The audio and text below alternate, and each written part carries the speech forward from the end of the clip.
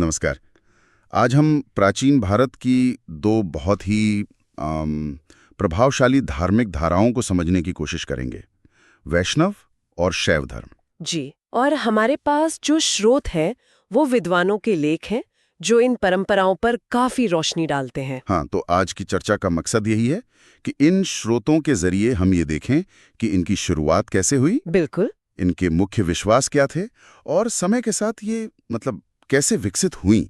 इसमें शायद वो 4 युगों वाली बात भी अहम है ना, कृत, त्रेता, द्वापर, कली। हाँ, वो प्राचीन मान्यता भी एक तरह का बैकग्राउंड तो देती ही है इनके विकास को समझने में। ठीक है, तो चलिए वैष्णव धर्म से शुरू करते हैं। इसकी जड़ें कितनी पुरानी है? काफी गहरी मानी जाती हैं। छांदोग्य उपनिषद में कृष्ण का जिक्र आता है, वो देव की पुत्र के रूप में। हाँ, देव की पुत्र। और पाणिनि? जी, महर्षि पाणिनि ने भी अपने व्याकरण में वासुदेव के उपासकों का जिक्र किया है।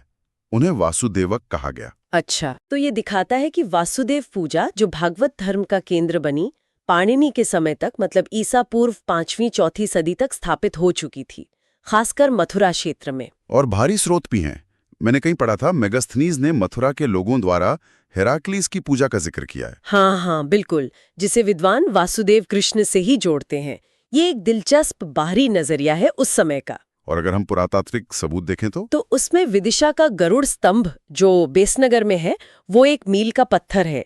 ये भागवत धर्म से जुड़ा पहला ज्ञात पत्थर का स्मारक माना जाता है। और इसे बनवाया किसने था? इसे तक्षशिला के एक यूनानी राजदूत हेलियोडोरस ने स्थापित करवाया था। एक यूनानी राजदूत ने? ये तो बड़ी बात है। मतलब वो भागवत धर्म अपना चुके थे। जी हाँ, उन्होंने खुद को भागवत कहा और वासुदेव को देवदेव यानी देवों के देव। ये दिखाता है कि धर्म की अपील सीमाओं के पार जा रही थी। फिर गुप्त काल आता है। इसे तो वैष्णव धर्म का स्वर्ण युग कहते हैं ना? बिल्कुल, क्योंकि गुप्त सम्राटों ने इसे अपनाया और इसे राजधर्म जैसा बना दिया। ज्यादातर शासकों ने परम भागवत की उपाधि ली। परम भागवत? हाँ, और भगवान विष्णु का वाहन गरुड़ तो उनका राज चिन्ह ही बन गया था।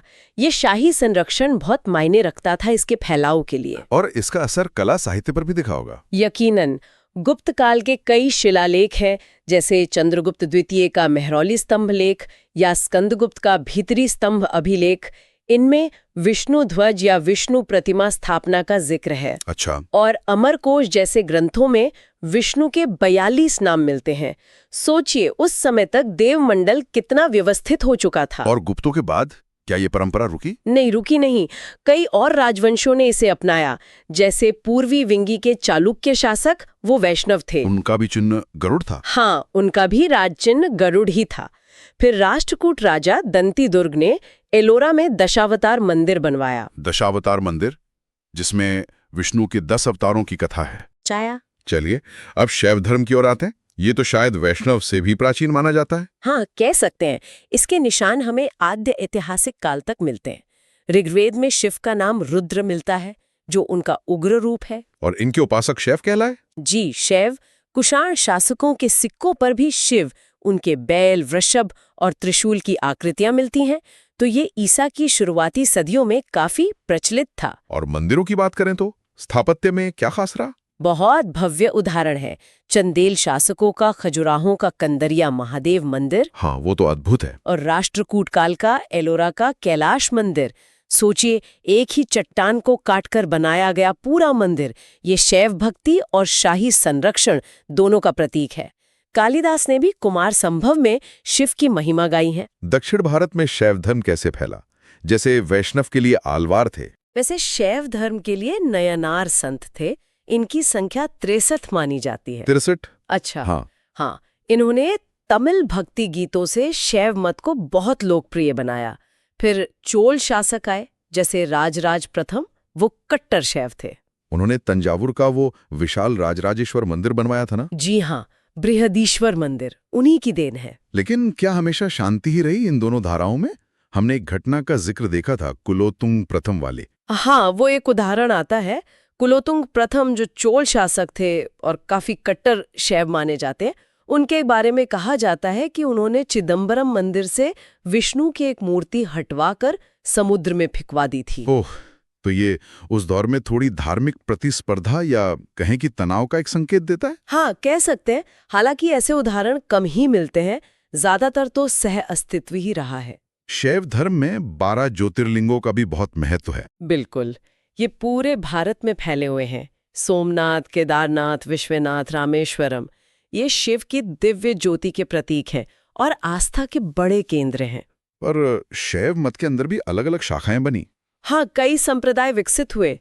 वामन पुराण में 4 का जिक्र है: शैव, पाशुपत, कापालिक और कालमुख।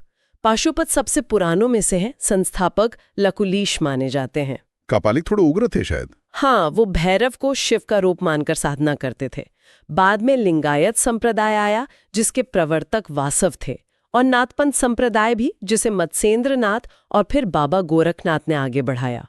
तो कुल मिलाकर आज की चर्चा से ये तो साफ है कि वैष्णव और शैव दोनों धाराएं बहुत प्राचीन हैं। दोनों को शाही संरक्षण मिला और दोनों ही दक्षिण भारत में संतों के जरिए आलवार और नयनार और ज्यादा फैली। सही। और दोनों की अपनी खास पहचान भी बनी। जैसे गरुड़ एक तरफ तो वृषभ और त्रिशूल दूसरी तरफ। भारतीय संस्कृति, कला, दर्शन सब पर इनकी गहरी छाप है। तो आखिर में श्रोताओं के लिए एक सवाल छोड़ते हैं। हमने देखा कि इन दोनों शक्तिशाली भक्ति मार्गों को राजाओं का संरक्षण मिला, पर कभी-कभी तनाव भी रहा, जैसे वो कुलोतुंग प्रथम वाला किस्सा। तो सोचने वाली बात यह है कि सदियों तक साथ रहते हुए इन दोनों परंपराओं ने एक दूसरे को कैसे प्रभावित किया होगा, और वो कौन सी बातें थीं जिन्होंने टकराव से ज्यादा इनके बीच तालमेल बनाए रखा।